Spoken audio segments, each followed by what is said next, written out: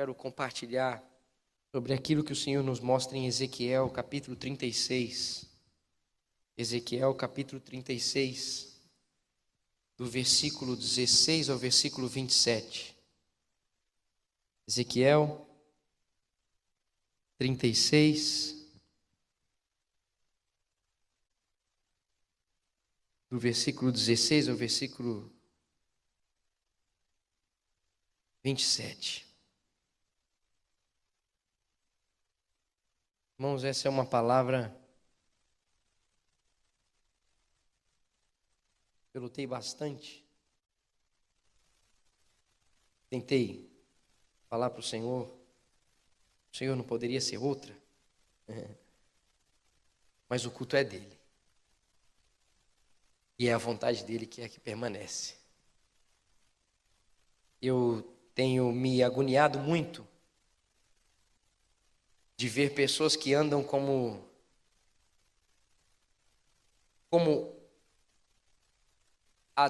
cristãos ateístas. Entende o que eu quero dizer? Cristãos ateístas são aqueles que acreditam que Deus existe, são aqueles que creem que Deus existe, mas isso não influencia em nada a sua vida.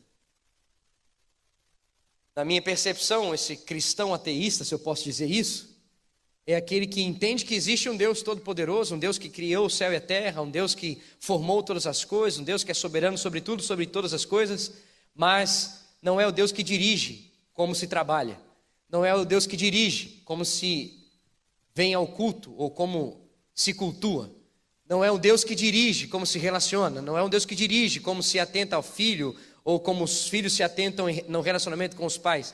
Não é ele que dirige a forma como se trabalha, a forma como reage ao chefe. Não é ele que dirige. Então, assim, ele está lá, mas ele não influencia no seu dia a dia. E aí eu entendo que é como um ateu prático, porque o ateu, ele nega a existência de Deus, significa que ele vive a vida dele a partir dele mesmo. E o cristão ateu, então, é aquele que acredita que Deus existe, mas ele vive a vida dele a partir dele mesmo. Isso significa ele é simplesmente um idólatra. Ele tem na prioridade do seu coração a sua própria vida e a sua própria vontade.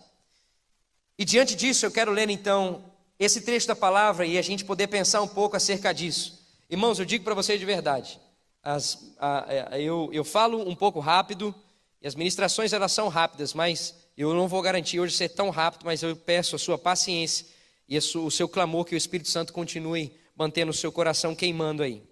Eu creio que enquanto nós continuarmos a ministrar a palavra do Senhor, dons serão derramados aqui, cadeias serão quebradas, algemas serão quebradas. Eu creio na manifestação daquilo que Deus quer fazer aqui. Diz então assim a palavra do Senhor. De novo, a palavra do Senhor veio a mim dizendo: Filho do homem, quando Israel morava em sua própria terra, eles a contaminaram com a sua conduta e com as suas ações. A sua conduta era à minha vista como a impureza menstrual de uma mulher. Por essa razão, derramei sobre eles a minha ira, porque eles derramaram sangue na terra e porque se contaminaram com seus ídolos. Eu os dispersei entre as nações, e eles foram espalhados entre os povos. Eu os julguei de acordo com a conduta e as ações deles. E por onde andaram entre as nações, eles profanaram o meu santo nome, pois se dizia a respeito deles: esse é o povo do Senhor. Mas assim mesmo ele teve que sair da terra que o Senhor lhe deu.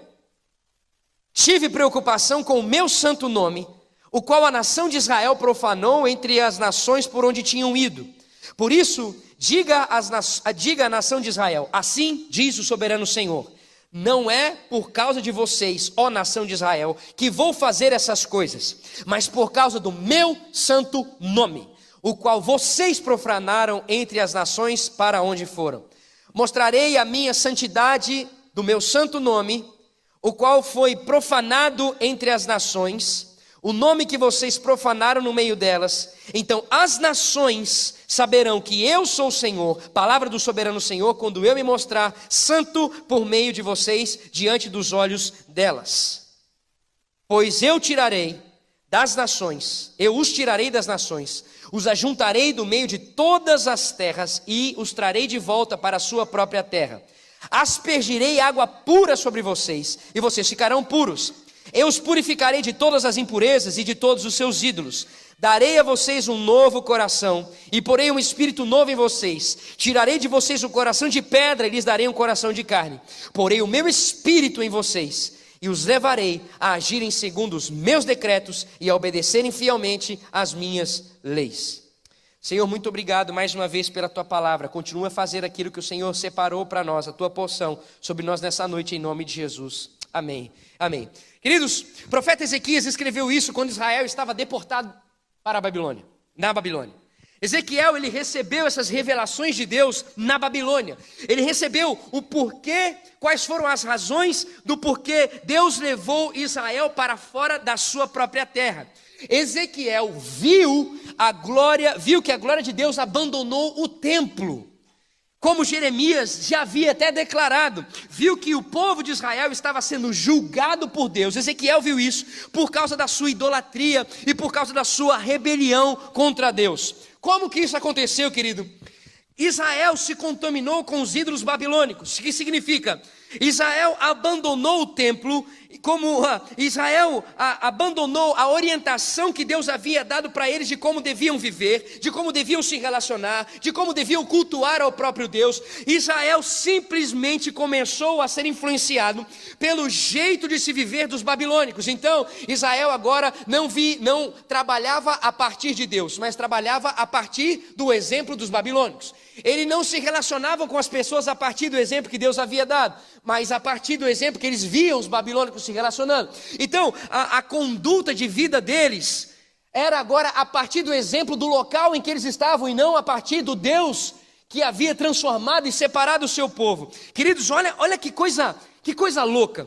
O povo que foi eleito por Deus, o povo que Deus separou para ele, sem merecer. Israel não tinha feito alguma coisa de bom, alguma coisa de agradável. Israel não estava bonitinha. Olha que cidade maravilhosa, olha só como eles se reúnem, olha só como eles andam entre si, olha só como eles desenvolvem, aram a terra.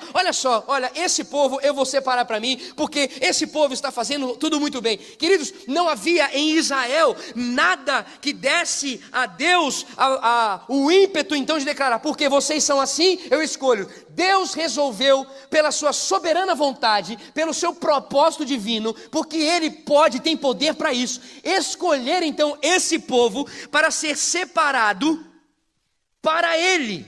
Então, um povo que era separado por Deus, estava literalmente entregue não mais ao próprio Deus que o separou, mas entregue a ídolos.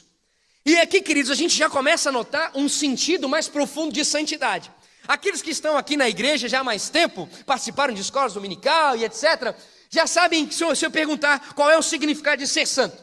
O significado de ser santo é ser separado. Mas o que o texto mostra para nós é muito mais profundo. Ser separado está certo? Sim, claro que está certo. Mas não é apenas isso. Não é apenas você ser separado de algo para viver do jeito que quer. Não é você simplesmente ser livre para você seguir do jeito que quer. Você separado significa o ser santo, que Deus disse que estava separando esse povo, santificando esse povo para Ele, significa vocês são minhas propriedades. Você, nação de Israel, é minha propriedade. Vocês são tomados pela minha presença. Então significa o quê? Significa que ser santo é pertencer exclusivamente a Deus. Isso significa, queridos, que então quando Deus está santificando alguma coisa, Ele está se apropriando dessa coisa. Então Deus transforma as pessoas em pertencentes a Ele. Esse era o sentido, era o que estava acontecendo. Então, Deus, em Êxodo, se apropriou de Israel. Ele separou os israelitas para quê, queridos?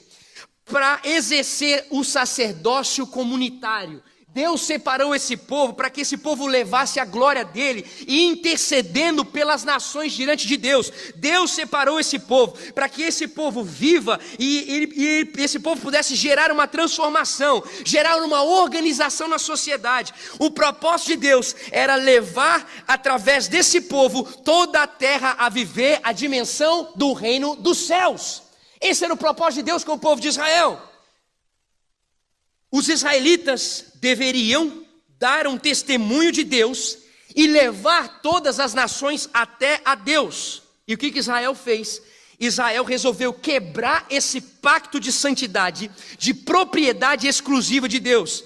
Israel começa então a se devotar, a se entregar a outros deuses. E aí, Deus, como é um Deus justo, um Deus amoroso e perfeito, ele já havia dito que se esse povo se virasse contra a presença dele, esse povo iria ter uma resposta. E a resposta era ser vomitado por Deus.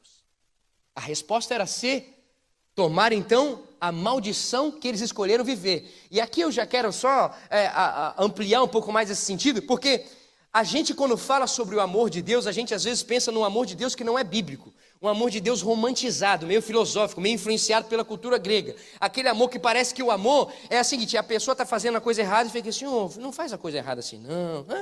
Poxa, não é. Você sabe que não é esse o caminho. Queridos, todos nós sabemos aqui, os pais sabem aqui, que quando você vai corrigir o seu filho, como que você corrige o seu filho, irmão? Eu tenho as bochechas celestiais lá em casa. O Theo, meu filho, abençoado. Irmãos, quando eu corrijo o Theo fez uma coisa errada, pelo meu amor pelo meu filho, pelo amor que eu tenho para que ele viva uma vida íntegra, para que ele viva uma vida ajustada, entendendo que existem limites, existem princípios a serem cumpridos, para edificar a vida dele e aqueles que estiverem com eles, existe uma correção muito bem dada, irmãos. Eu sou filho, eu sou nordestino, eu sou paraibano, eu sou filho de paraibana. Se tem um negócio que eu aprendi, foi tomar bolacha aqui atrás. Com havaiana de couro, que é diferenciado. Um testemunho aqui, meu amado Heber, não sei se você, com certeza você é dessa época, quer dizer, um pouco até mais, mas na minha época de criança, existia uma sandália chamada Samoa. Você lembra dessa marca? Samoa. O que é Samoa? Eu quero explicar para aqueles que não conhecem a Samoa. Samoa é tipo, sabe aquele salgadinho que você come, Cheetos? É tipo o Cheetos no pé. O Cheetos, Samoa, tal. Aí, irmãos, minha mãe, quando ela ia me corrigir, ela já dava aquela olhada. Na olhada da minha mãe, eu já sabia se ia ser 2, 3, 4 ou 5 chineladas. Quando minha mãe me olhava.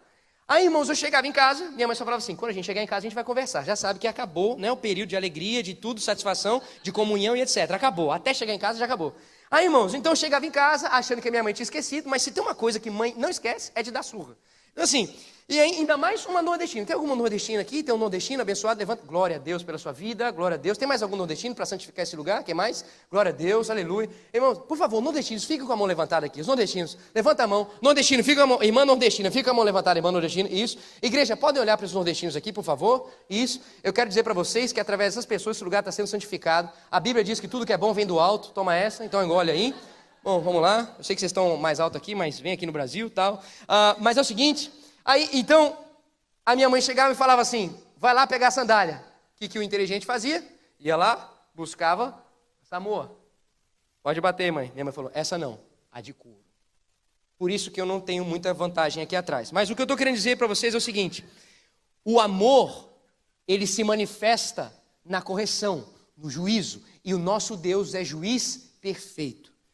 E aí, queridos, bom, voltando aqui para o texto, então, esse juiz perfeito, que cumpre aquilo que fala, fez então o povo viver daquilo que optou, viver morte e ruína. Por quê, querido? Porque o povo começou a caminhar em idolatria. E o que a idolatria gerou nesse povo?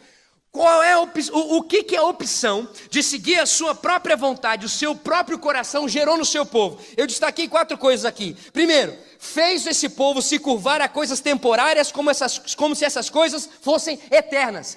O que eles começaram a viver? Por então cumprirem o compromisso, a santificação e a caminhada com Deus, eles começaram a viver em função do dinheiro, começaram a viver em função de conquistar os bens, viver em função de ter relacionamento, de ter cargos, de estudar, como se essas coisas garantissem a vida, como se essas coisas garantissem a paz. Então, por causa da idolatria, esse povo começou a ser dependente de ter. Começou a viver em busca de saciar a sua própria vontade. E quem está dirigindo saciar a sua própria vontade, vive o quê? Egoísmo e vaidade. Qual que é o fruto disso? Guerra, morte. O que a idolatria causou nesse povo? Fez eles darem crédito ao que foi criado como se fosse criador. Esse povo começou a se curvar a animais. Esse povo começou a se curvar à natureza. Esse povo começou a se curvar a ideologias humanas. Como se as ideologias do homem fossem suficientes. Presta atenção.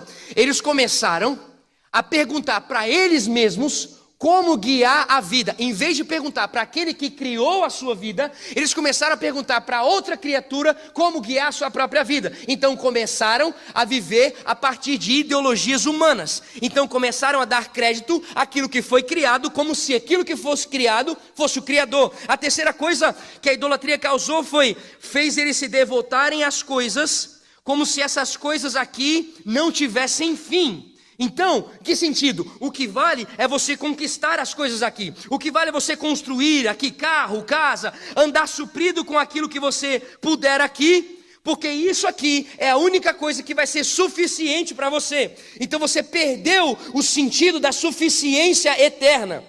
E por último aqui, fez eles atribuírem devoção a coisas como se fossem deuses. Lugar seguro para construir a sua identidade foi o próprio homem. Então, a razão de existir, de viver, estava baseado nos ideais humanistas. Então, eles estavam se conformando com essa questão que eles mesmos respondiam para ele. Irmãos, as ideologias em relação à natureza, imagem animal, culto, começaram a ser o trilho da ética e da moral, da essência da vida. Isso culminou no quê, queridos? Na desordem da humanidade. Porque o homem não consegue, o homem é finito e não consegue suprir o anseio e o grito de eternidade que todos nós temos.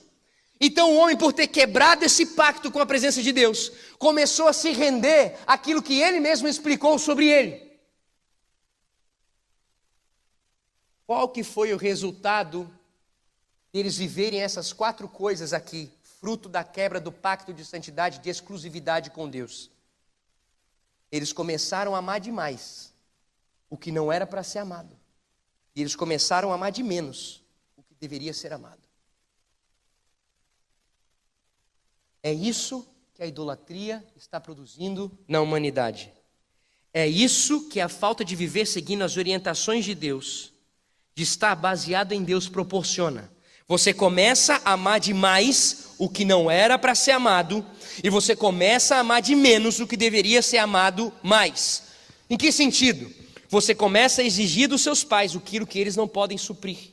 Você começa a exigir do seu trabalho aquilo que o seu trabalho não pode suprir. Você começa a exigir dos seus amigos o que os seus amigos não podem suprir. Você começa a exigir do seu namoro o que ele não pode suprir. Você começa a exigir do governo o que o governo não pode suprir.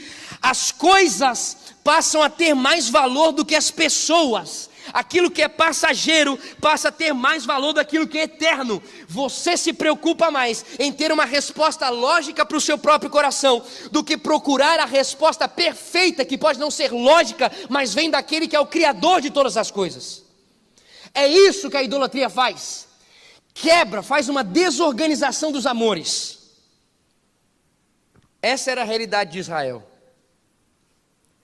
Na boa, queridos, essa é a realidade da nossa sociedade. A idolatria é real. A quebra do pacto é real. E eu não estou falando daqueles que não foram chamados. Eu estou falando daqueles a quem ouviram a voz. A quebra desses está causando uma desordem e uma alteração em como a sociedade enxerga a sua própria vida. A idolatria faz você perder a perspectiva que ao seu redor existe uma natureza produzindo, existem animais saciando, existe um Deus regendo e revelando a Ele mesmo intensamente na criação. A idolatria faz você perder essa perspectiva fora de você, do valor das coisas e das pessoas. A idolatria torna você alienado da criação de Deus. A idolatria torna você alienado do próprio Deus. Quem quebra o pacto de amar a Deus, ama tudo ao seu redor de forma errada. Queridos, presta atenção, quando Deus diz que levaria o seu povo, o povo santificado, o povo apropriado por Ele, para uma terra que manda leite e mel, Deus não estava dizendo que Ele iria levar o seu povo para um lugar perfeito. Deus estava dizendo que estava levando esse povo para um lugar que era sustentado por Ele. Não é o lugar que supre, é Ele que supre. O que eu quero dizer para você, querido, que não é uma mudança de emprego, de relacionamento, de cidade, de país, de igreja, que vai resolver o seu problema, que vai responder de melhor forma os seus relacionamentos. Não é onde você está, mas é quem está com você aonde você está. É a quem você obedece, a quem você está seguindo ordens, é de onde vem as instruções que faz você fazer aquilo que você tem feito. O problema dos israelitas era com quem eles estavam aliançados. Eles estavam aliançados com os deuses, eles estavam aliançados com suas próprias vontades. O problema, sabe, queridos, o problema é a gente optar, seguir uma vida na ilusão de que é melhor nós estarmos no controle da nossa vida. A Bíblia mostra de capa a capa, jamais, escuta aqui, jamais a gente sabe lidar com o que for, seja emocional, psicológico, material, intelectual, espiritual, sem que Deus seja quem verdadeiramente controla a nossa vida, sem que Deus seja a nossa única opção, jamais a gente vai conseguir viver uma vida em ordem, uma vida em controle. Queridos, quem serve a mesa para que a gente coma bem, para que a gente esteja suprido é Deus. Quem dá o dom para você trabalhar, para você estudar, para você se desenvolver, para você pensar no que tiver que pensar, quem gera isso em você é Deus, não é você mesmo. Se a gente não está nessa permanente entrega e domínio exclusivo da presença de Deus, não existe condição de viver. O texto diz que os israelitas se contaminaram com os ídolos das nações, por isso que Deus os espalhou. Sabe o que é louco? Isso mostra para mim e para você que a idolatria é que produz a deportação. A idolatria é ela que faz a gente ficar sem identidade. É a idolatria que faz a gente ficar sem raiz, faz a gente ficar perdido. Escuta, nessa época as pessoas se identificavam pela cidade que elas vinham. Dizia fulano de tal cidade, fulano de tal cidade, ciclano de tal cidade. Esse era o nome da pessoa, porque quando ela dizia isso, o local já embasava de quem ele pertencia e a quem ele servia e como era a sua índole. O que o texto está dizendo para nós é que quando a gente troca essa suficiência da presença de Deus, a gente perde a convicção do que nós somos, de onde nós viemos, para onde nós viemos. Por isso que quando as pessoas buscam em qualquer outra coisa entender o que são, não conseguem, porque a única identidade nossa está naquele que nos criou. A única compreensão do que nós existimos, para que nós existimos, qual é o sexo que nós temos e qual é o sexo que nós devemos continuar. Toda essa questão, você pode ficar tentando trocar de sexo, você pode ficar tentando trocar do que for, nada vai ser suficiente para você. Por quê? Porque a sua identidade está somente naquele que te criou, no Deus Todo-Poderoso. Só em Deus existe a resposta. E quando existe uma quebra desse relacionamento com Deus, você fica perdido, você não sabe realmente o que você tem que fazer. A idolatria produz esse senso de perda. Você começa a ter que procurar nas coisas norte, porque você perdeu o senso de caminhar aqui na terra. Significa o que, queridos? Que os ídolos privam você do mundo que Deus te deu. É por isso que você não consegue ser feliz onde você está. Por isso que você não consegue mais enxergar beleza em nada. Porque você está curvado a qualquer outra coisa sem ser Deus. Qual que é o fruto de alguém que está curvado a qualquer outra coisa sem ser Deus? Reclamação? Não para de reclamar? Nada está bom? É claro, óbvio. Vive angustiado, vive agoniado, é óbvio. Sem Deus, quebrando o pacto com Deus, tudo é angustiante, porque você não consegue enxergar propósito em mais nada, tudo se torna vazio. Agora, partindo aqui já para o encerramento, já para o fim, o que me deixa louco mais ainda, é o que o versículo 20 me apresenta. Presta atenção, versículo 20. E por onde andaram entre as nações, eles profanaram o meu santo nome. As nações pagãs estavam debochando o nome de Deus. O povo separado por Deus sem identidade. Esse povo cheio dos milagres desde o Egito, falando que teve isso, que veio do céu, que nananã, sem terra? Este é o povo de Javé? Mas aí veio a resposta. Versículo 21, 22, 23. Tive preocupação com meu santo nome, o qual a nação de Israel profanou entre as nações para onde tinham ido. Por isso, diga à nação de Israel: assim diz o soberano Senhor, não é por causa de vocês, ó nação de Israel, que vou fazer essas coisas, mas por causa do meu santo nome, o qual vocês profanaram entre as nações por onde foram.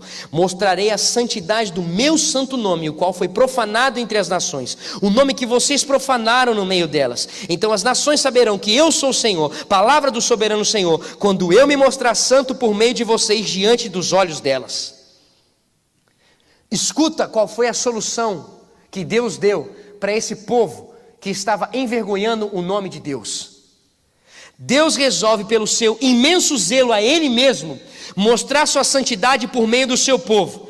Aí não sei o que pode pensar você aí, mas algumas pessoas podem pensar assim: nossa, mas esse Deus é meio vaidoso, né? Que coisa! Por causa do meu nome, eu vou arrumar a bagunça que vocês fizeram, para que o meu nome fique melhor visto e incompreendido entre as nações. Eu vou arrumar a bagunça que vocês fizeram. Escuta aqui, querido, isso não é orgulho e nem vaidade, isso é permanecer mostrando quem tem o controle, quem pode trazer de volta o prumo, quem é que continua com as rédeas do mundo. Ele não faz o ajuste porque o povo era ouro puro de sei lá o quê, porque o povo era o ponto fraco dele, porque o povo tinha algo de especial. Escuta, o que o texto diz para mim e para você, que eles eram idólatras, eles eram mentirosos, eles eram infiéis, e ele ajusta esse povo, porque ele prometeu estar vinculado com esse povo, e ele não é homem para mentir, e ele cumpre a parte dele na aliança. Eu vou ajustar vocês, porque eu estou comprometido com vocês, o meu nome vai ser santificado no meio de vocês, porque eu sou o Senhor, e eu continuo tendo controle sobre todas as coisas, nada perde o controle, e eu vou trazer de volta, porque o meu nome vai continuar sendo santificado através de vocês, porque eu fiz um compromisso com vocês. Agora, o que é interessante é que se o nome de Deus ele é profanado nas nações, quando a gente vive idolatria, então Deus é conhecido entre as nações quando a gente é santificado por Ele. Sabe quando você profana o nome de Deus? O texto nos deixa muito claro. Você profana o nome de Deus quando você destoa dos termos da aliança, quando você vive uma vida que não corresponde à presença de Deus, quando você vive opções diárias que não correspondem à presença de Deus. E sabe quando você então dá glória a Deus? Sabe quando o nome dele é exaltado perante todos? Quando você vive os princípios da aliança, a ponto das pessoas perceberem que Deus não é um ponto na sua vida, mas Deus é a base da sua vida. Que Deus não é uma opção da sua vida, Deus é a sua vida por inteiro. Agora, sabe o que me deixa intrigado? Um negócio que se chama graça. Sabe por quê? Porque esse era o caminho que eles estavam tomando. Mas existe uma esperança. Olha o versículo 24, 25 e 26. Eu os tirarei das nações, os ajuntarei do meio de todas as terras, e os trarei de volta para a sua própria terra. Aspergirei água pura sobre vocês, e vocês ficarão puros. Eu os purificarei de todas as impurezas e de todos os seus ídolos. Darei a vocês um coração novo, e porei um espírito novo em vocês. Tirarei de vocês o coração de pedra, e lhes darei um coração de carne. Esse é o Deus perfeito, que nunca se distancia daqueles que Ele se compromete a estar eternamente junto. Olha o que Deus fez. Deus purificou seu povo dos ídolos. No versículo 24, transformou o coração deles, no versículo 25, e colocou um novo amor no coração deles. Ei, presta atenção. Deus colocou o seu Espírito dentro de nós. E o próprio Deus vai fazer com que a gente ande nos seus decretos. Escuta, obedecer os mandamentos. Sabe o que isso quer dizer? Existe uma esperança para mim e para você, para permanecermos fiéis à aliança com Deus. Porque é Ele que efetua tanto o querer quanto o realizar. Significa que não existe peso nós cumprimos a vontade de Deus, porque o Espírito dele que habita em nós se incumbe a levar-nos no caminho perfeito. Se a sua história hoje é quem sabe de alguém que desobedeceu a Deus, de alguém que profanou o nome de Deus, a ponto das pessoas começarem a debochar de você, debocharem dizendo assim: você, cristão, agindo desse jeito? Você, cristão, pensando dessa forma? Você um cristão? Ei, vem cá, você não era cristão? Por que você está falando e tratando a pessoa desse jeito? Vem cá, você não é cristão? Por que você está reagindo com fulano desse jeito? Se a sua história é hoje de alguém que desobedeceu, e as pessoas começaram a debochar do nome de Deus por verem as opções que você tomou na sua vida, eu vou dizer para você, que por amor ao nome dele, ao pacto que ele fez com aqueles que são dele, Deus continua com o intuito de purificar hoje o seu coração dos seus ídolos, de transformar o seu coração e colocar um novo amor dentro de você. Ele mesmo vai guiar você para que você obedeça os mandamentos. Queridos, isso é muito doido, queridos, porque a energia, a vontade de guardarmos o mandamento, fruto de alguém que é fruto de alguém que foi alcançado por ele. Escuta o que eu quero dizer para você. A Bíblia diz assim: aquele que me ama, significa aquele que já tem uma relação comigo, guarda os meus mandamentos. Significa, você vai cumprir a vontade de Deus, porque antes ele já foi até você. Você vai viver todos esses mandamentos que o povo uma vez disse que não, porque primeiro ele vai soprar fôlego de vida em você, e você que estava morto vai viver e vai seguir a vontade dele. Escuta a esperança que existe para nós nessa noite. Deus está dizendo: se porventura o seu coração se desviou, se porventura você começou a viver a sua própria vontade, se entregou a você mesmo, eu sopro em você o fôlego de vida e trago a você de volta a possibilidade de você viver a minha vontade e andar em santidade. Queridos, eu quero que você entenda uma coisa: a fé cristã, ela não é um caminho moralista. Presta atenção, ela não se resume a viver uma vida de parar de fazer besteira. Cristianismo não é um sistema de aperfeiçoamento moral, apesar de transformar moralmente o ser humano. O que está em questão na fé cristã é amar o certo, é amar a pessoa certa, porque primeiro foi constrangido pelo amor da pessoa certa. Fique de pé no seu lugar, por favor.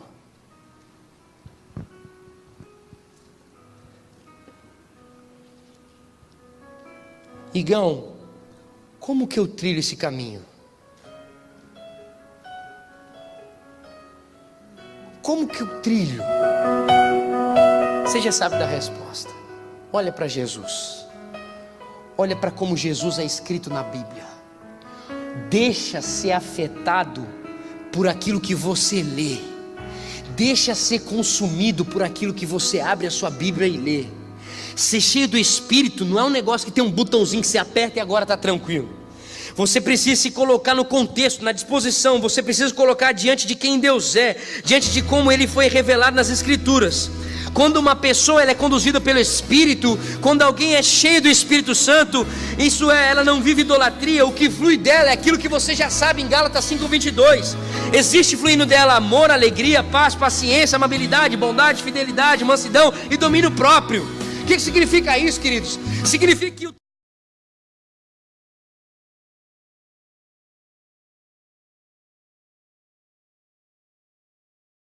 os mesmos são de gentes que foram tomadas por Deus e que vivem um fruto que testifica a soberania e a grandeza de Deus. Significa o quê?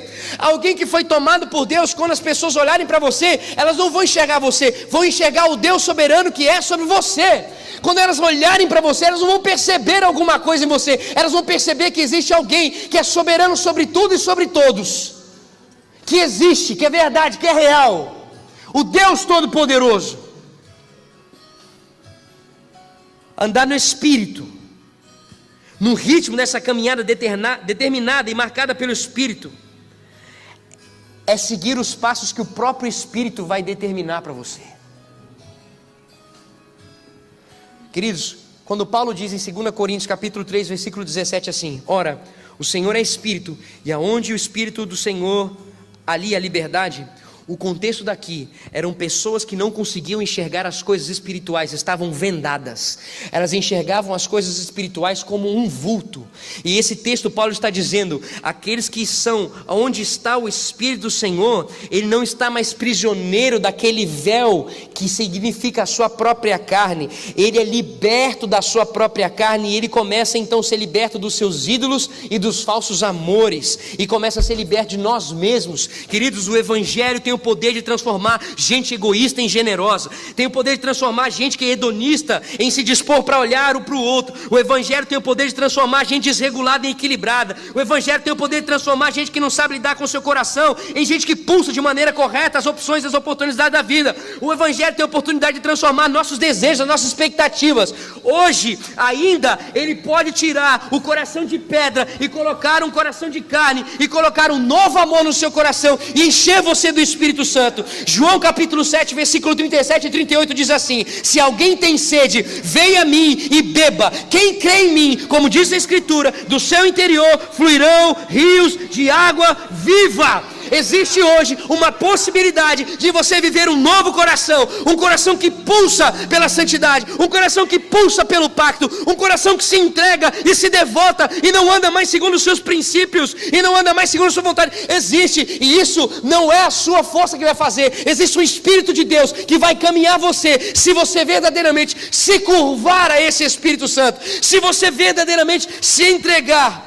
Queridos, a minha pergunta para você é: quem tem dirigido a sua vida? Quem tem dirigido as suas decisões? Você tem glorificado o nome de Deus? Ou você tem profanado o nome de Deus no trabalho, na faculdade, com a família, com as amizades? Chegou o tempo de quebrar os ídolos. Chegou o tempo de não viver mais em função de dinheiro, de conquista de bens, de cargos. Chegou o tempo de não ser mais prioridade saciar você mesmo. Chegou o tempo de você não se render a ideologias. Chegou o tempo da sua identidade voltar-se para Cristo, na palavra de Deus, na revelação diária sobre Cristo. Chegou o tempo de sermos cheios do Espírito Santo, de ter o coração de pedra trocado por um coração de carne. Chegou o tempo. Este é o tempo. Este é um tempo de correção de rota.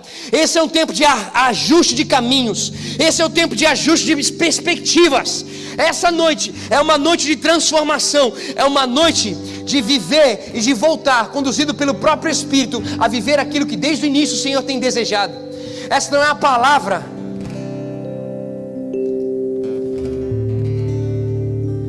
Essa palavra veio para o povo que um dia tinha se entregado a Ele, mas que negociou a vida com Ele. Querido, eu não sei como anda o seu coração, mas eu só sei de uma coisa: foi Deus que mandou, foi Deus que disse que era para isso ser falado aqui. E se foi Ele que disse, é porque Deus está dizendo: eu quero corrigir rotas aqui, eu quero ajustar caminhos, eu quero ajustar, alinhar, eu quero trazer de volta aquele que quebrou o pacto, aquela que quebrou o pacto comigo e começou a andar segundo a sua própria vontade, e começou a vir para o culto do jeito que ela queria, começou a olhar para o culto e tentar: mas eu não gosto dessa música, eu não gosto daquilo. Começou a perder a perspectiva das coisas, começou a ficar agoniada com tudo aquilo que estava vivendo, começou a viver uma vida que só olhava para as coisas ao redor e começou a se agoniar, só reclamar porque perdeu a perspectiva da eternidade. Nessa noite é noite de ajuste. O seu papai está aqui dizendo: eu vou pegar na sua mão e vou conduzir você no caminho perfeito. Simplesmente creia, permaneça e obedeça. Será que existe alguém aqui que entendeu essa vontade do Senhor e deseja viver esse ajuste? Eu queria pedir para que todos fechassem os seus olhos. Se existe alguma coisa que você entende que necessita ser ajustada, põe a mão no seu coração, e agora é você e o seu pai. Se existe alguma coisa que você entende diante dessa palavra que necessita de um ajuste, se existe alguma coisa que você percebe que existe necessidade de um toque do Senhor, Então é você e o seu pai agora em nome de Jesus. Querido, não é a minha oração, a palavra diz que é mediante a sua fé, é a sua declaração. Então não espere eu começar a orar ou começar a vir alguma ministração aqui. É você e o seu pai. É você e o seu pai agora. Diga para ele aonde foi que você deixou. Diga para ele aonde foi que você negociou. Diga para ele, se você não consegue lembrar, peça ao Espírito Santo para trazer à tona a sua mente. Senhor, me traz à tona e faz eu corrigir essa rota agora em nome de Jesus.